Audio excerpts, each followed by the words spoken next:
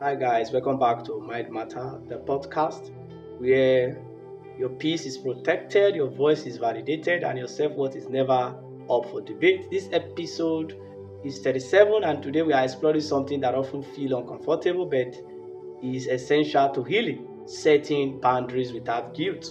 Not because you are cold, not because you are bitter, but because you finally know your limits and you are learning not to betray them. Why boundary feels so hard at first? If you grow up prioritizing harmony, you might feel like any boundary is a rupture. If you have been taught to be agreeable, no might sound too sharp in your own mouth. But here is the truth. A boundary isn't a wall, it is a doorway to peace.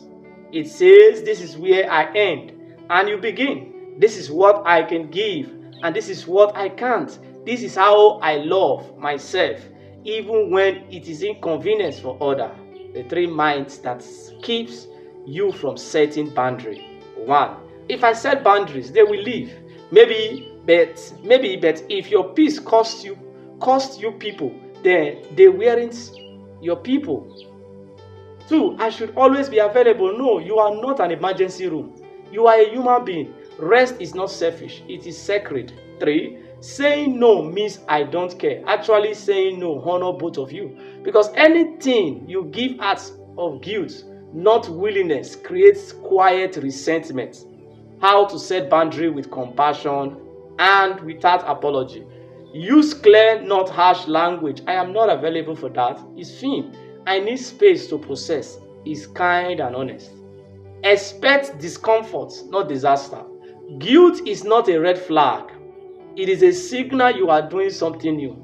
Start with your boundaries. Don't start with changing them. They start with honoring you. You don't need to justify your limits. Your peace is your reason. The reason enough.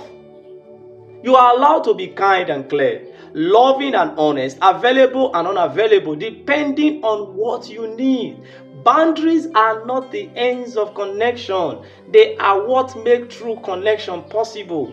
Thanks for joining me here on Mind Matter, where we keep learning how to love ourselves in action, not just intention. In the next episode, we'll be talking about how to trust again after emotional confusion because you deserve to feel safe in love without losing your clarity. Until then, protect your peace like it is sacred because it is being kind to your mind. You are learning beautifully. Thank you.